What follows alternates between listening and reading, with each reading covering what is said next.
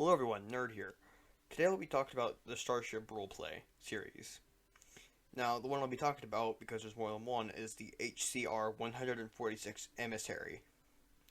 Before I start, my last video got age restricted by YouTube for some reason. I'm unsure as I barely curse. It could be some flamingo fanboy, but I don't think it's the case due to the video having so little views. If you guys care, I'll have the video linked down below. But back to the video. The ship that you RP in looks great. It's heavily detailed and it has the small things, and even small things like cups and glasses are very detailed. The map also has this effect that I can't really explain. The game has a filter or something that makes the thing look good and makes it like shine, or yeah, I guess. The guns also look great, same with the suits and other objects and tools. The way the ship is made makes it feel like a ship. It has a med bay, canteen, security station, everything you'd see on a normal spaceship.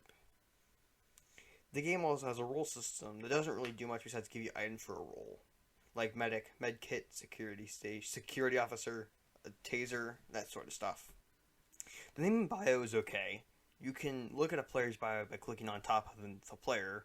A great thing about the bio is that it will save, so you don't need to worry about the game crashing. The game rules I couldn't find. I know that there's a certain type of RP that's banned around a certain type of virus that is banned, and I'm of the stance that you can RP anything, but rules are rules.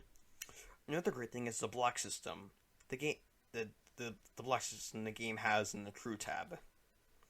Some may think that, oh, it just mutes the player. No, it straight up makes them invisible to you, which is great for for FRP and annoying role players, which is pretty common in the game. The people that RP are more typically seasoned role players. I also feel that I get ignored by some of the more seasoned role players. But other than that, the community is pretty fine. It isn't too toxic, and it's small, and it has a lot of FRP, similar to Blast Away. Now, this is where I start talking about the game's main flaws. The first thing is the credit system.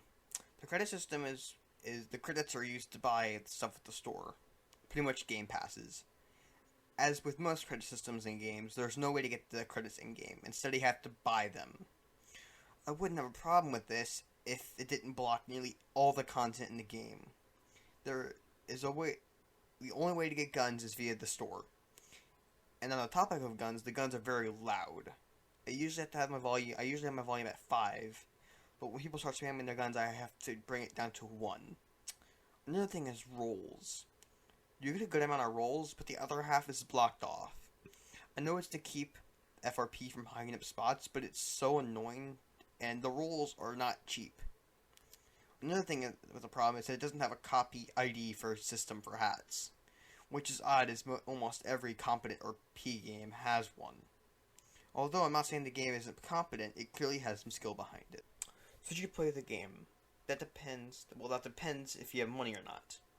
If you're willing to drop 15 bucks on credits, or if you have some hats and stuff, then go ahead.